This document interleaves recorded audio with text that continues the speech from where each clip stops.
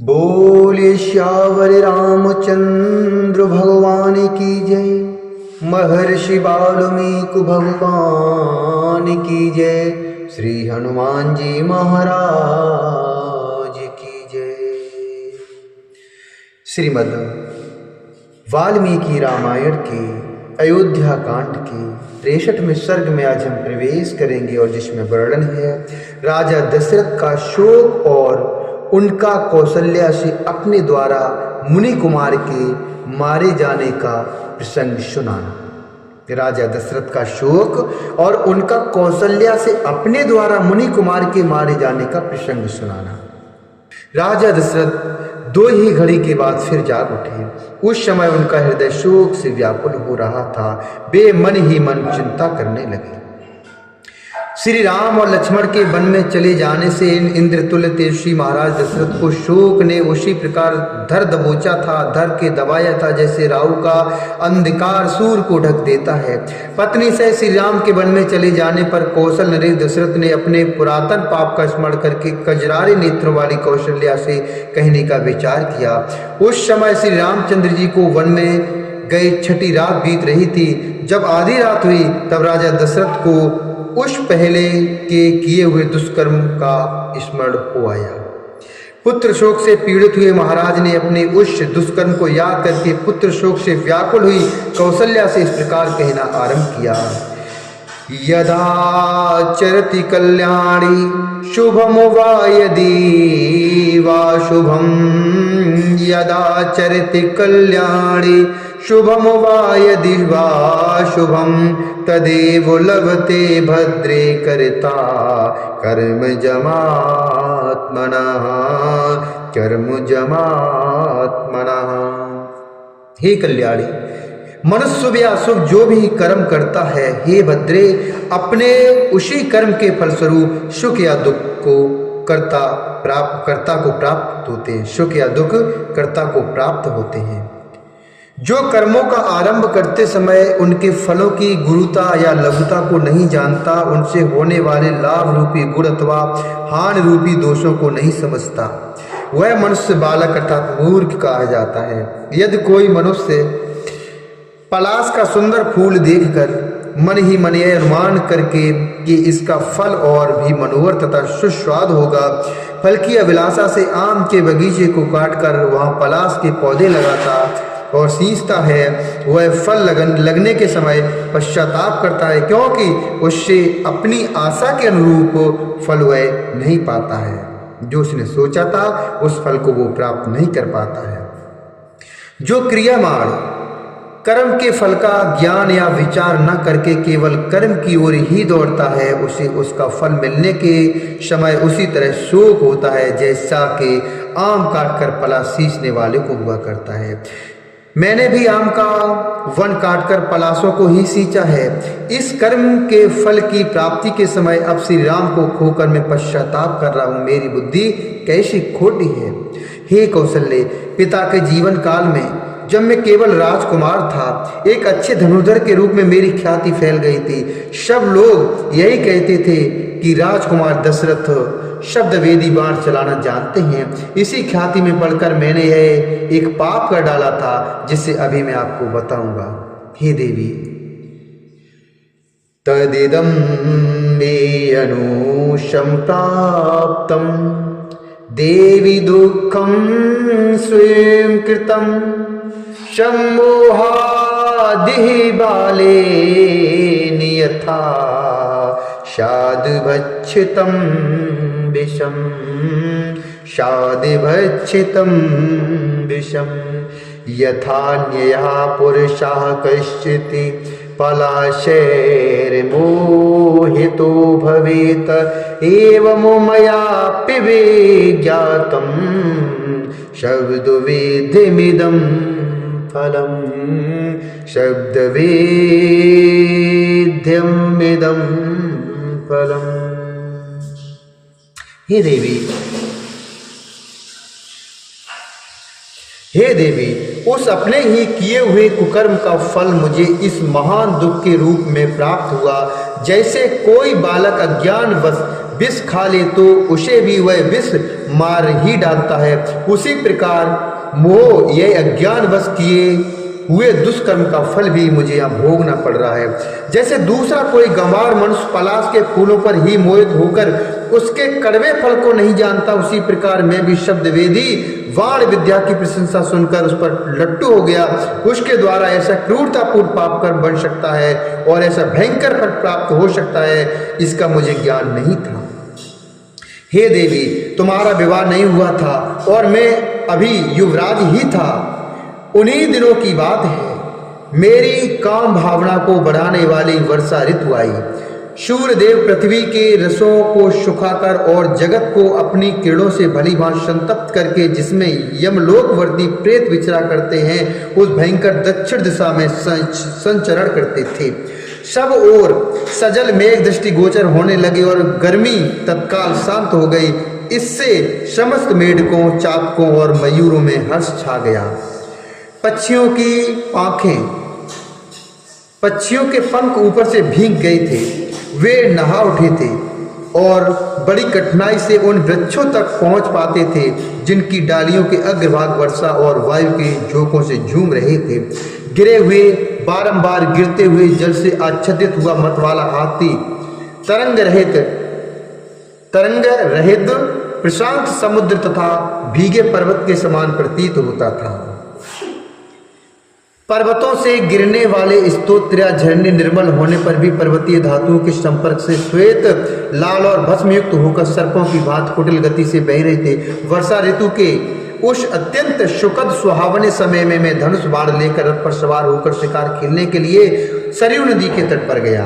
मेरी इंद्रियां मेरे बस में नहीं थी। मैंने सोचा था कि पानी पीने के घाट पर रात के समय जब कोई उपद्रवकारी भैंसा, मतवाला हाथी अथवा सिंह, व्याघ्र आदि दूसरा कोई हिंसक जंतु आएगा तो उसे मैं मारूंगा। उस समय वहां सब और अंधकार छा रहा था। मुझे अकस्मात पानी में घड़ा भरने की आवाज सुनाई पड़ी। मेरी दृष्टि तो वहां तक पहुंचती नहीं थी, किंतु वह आवाज मुझे हाथी के पानी पीते समय होने वाले शब्द जैसी उसके समान जान पड़ी।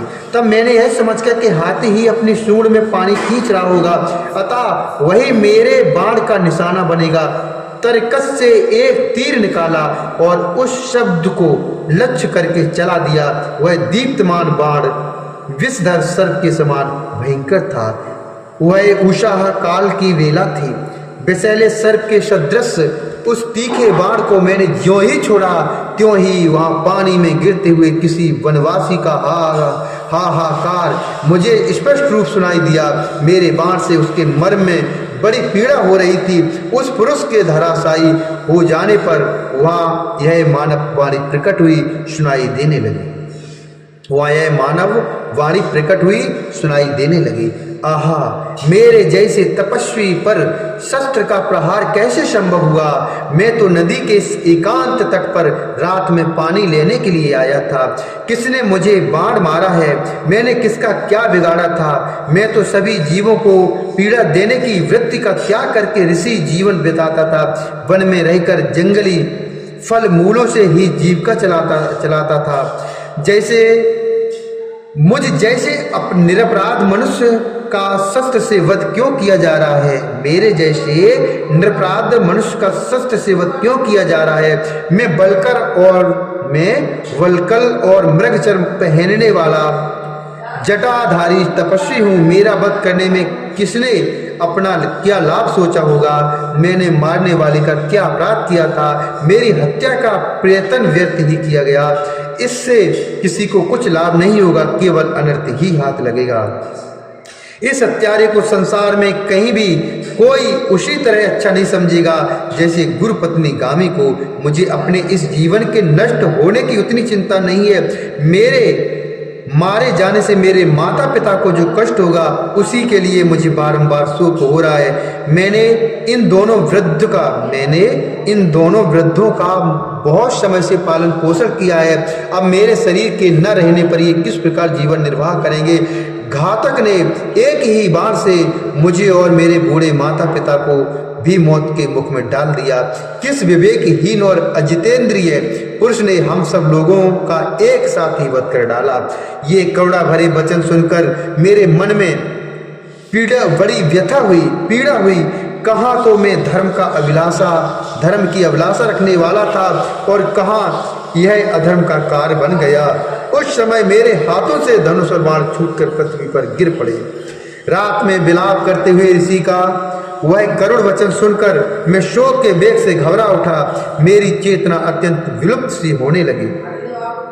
मेरे हृदय में दीनता छा गई। मन बहुत दुखी हो गया। सरयू के किनारे उस स्थान पर जाकर मैंने देखा एक तपस्वी बाण से घायल होकर पड़े हैं। उनकी जटाएं बिखरी हुई हैं, घड़े का जल गिर गया है तथा सारा शरीर धूल और खून में सना हुआ है। वे बाण से बिंधे हुए पड़े थे। उनकी अवस्था देखकर मैं डर गया। मेरा चित्त ठिकाने नहीं था। उन्होंने दोनों नेत्रों से मेरी ओर इस प्रकार देखा मानो अपने तेज से मुझे भस्म कर देना चाहते हो। वे कठोर वाणी में यूं बोले, हे राजन, किम तवाप कृतम राजन वने निवसता मया जिहि शुरंभो गुरुवर्थम यदहम ताड़ित स्तवया। हे राजन, वन में रहते हुए मैंने तुम्हारा कौन सा अपराध किया था जिससे तुमने मुझे बाण मारा। मैं तो माता पिता के लिए पानी लेने की इच्छा से यहाँ आया था। तुमने एक ही बाण से मेरा मर्म विदीर्ण करके मेरे दोनों अंधे और बूढ़े माता पिता को भी मार डाला। वे दोनों बहुत दुबले और अंधे हैं। निश्चय ही प्यास से पीड़ित होकर वे मेरी प्रतीक्षा में बैठे होंगे। वे देर तक मेरी आगमन की आशा लगाए दुखदायिनी प्यास लिए बाट मेरी जोहते होंगे। अवश्य ही मेरी तपस्या अथवा शास्त्र ज्ञान का कोई फल यहाँ प्रकट नहीं हो रहा है, क्योंकि पिताजी को यह नहीं मालूम है कि मैं पृथ्वी पर गिरकर मृत्युशैया पर पड़ा हुआ हूँ। यदि जान भी लें तो क्या कर सकते हैं, क्योंकि असमर्थ हैं और चल फिर भी नहीं सकते हैं। जैसे वायु आदि के द्वारा तोड़े जाते हुए वृक्ष को कोई दूसरा वृक्ष नहीं बचा सकता, उसी प्रकार मेरे पिता भी मेरी रक्षा नहीं कर सकते। अतः हे रकुल नरेश, अब तुम ही जाकर शीघ्र ही मेरे माता पिता को यह समाचार सुना दो।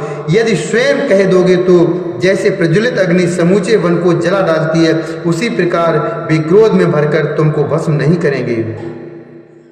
जैसे प्रज्वलित अग्नि समूचे वन को जला डालती है, उस प्रकार वे क्रोध में भरकर तुमको भस्म नहीं करेंगे। ही राजन, यह पगडंडी उधर ही गई है जहाँ मेरे पिता का आश्रम है। तुम जाकर उन्हें प्रसन्न करो जिससे वे कुपित होकर तुम्हें शाप न दें। हे राजन, मेरे शरीर से इस बाण को निकाल दो। यह तीखा बाण मेरे मर्म स्थान को उसी प्रकार पीड़ा दे रहा है जैसे नदी के जल का वेग उसके कोमल बालू कामय ऊंचे तट को छिन्न भिन्न कर देता है। हे मुनि कुमार की यह बात सुनकर मेरे मन में यह चिंता समाई कि यदि बाण नहीं निकालता हूँ तो इन्हें क्लेश होता है, और निकाल देता हूँ तो ये अभी प्राणों से भी हाथ धो बैठते हैं और प्राणों से हाथ भी धो बैठेंगे। इस प्रकार बाण को निकालने के विषय में मुझे दीन दुखी और शोकाकुल दशरथ की इस चिंता को उस समय मुनि कुमार ने लक्ष्य किया। यथार्थ बात को समझ लेने वाले उन महर्षि ने मुझे अत्यंत ग्लानि में पड़ा हुआ देखकर बड़े कष्ट से कहा, हे राजन, मुझे बड़ा कष्ट हो रहा है। मेरी आंखें चढ़ गई हैं, अंग में तड़पण हो रही है, मुझसे कोई चेष्टा नहीं बन पाती। अब मैं मृत्यु के समीप पहुंच गया हूँ, फिर भी धैर्य के द्वारा शोक को रोककर अपने चित्त को स्थिर करता हूँ। अब मेरी बात को सुनो। मुझसे ब्रह्म हत्या हो गई, इस चिंता को अपने हृदय से निकाल दो। हे राजन, मैं ब्राह्मण नहीं हूँ, इसलिए तुम्हारे मन में ब्राह्मण वध को लेकर कोई व्यथा नहीं होनी चाहिए। हे नरश्रेष्ठ, मैं वैश्य पिता द्वारा शूद्र जातीय माता के गर्भ से उत्पन्न हुआ हूँ। बाढ़ से मर्म में आघात पहुँचने के कारण वे बड़े कष्ट से इतना ही कह सके। उनकी आंखें घूम रही थीं, उनसे कोई चेष्टा नहीं बनती थी। वे पृथ्वी पर पड़े पड़े छटपटा रहे थे और अत्यंत कष्ट का अनुभव करते थे। उस अवस्था में मैंने उनके शरीर से उस बाण को निकाल दिया। फिर तो अत्यंत भयभीत होकर उन तपोधन ने मेरी ओर देखकर अपने प्राणों को त्याग दिया। पानी में गिरने के कारण उनका शरीर भीग गया था। मर्म में आघात लगने के कारण बड़े कष्ट से विलाप करके और बारंबार उच्छ्वास लेकर उन्होंने प्राणों का त्याग किया था। हे कल्याणी कौशल्ये, उस अवस्था में सरयू के तट पर मरे पड़े मुनिपुत्र को देखकर मुझे बड़ा दुख हुआ। इत्यार्ष श्रीमद् रामायणे वाल्मीकि आदि काव्ये युद्धकांडे त्रिशतमः सर्गः। इस प्रकार श्री वाल्मीकि निर्मित रामायण काव्य के युद्धकांड में 63वां सर्ग पूरा हुआ। बोले श्यावर रामचंद्र भगवान की जय, श्री हरि नारायण भगवान की जय।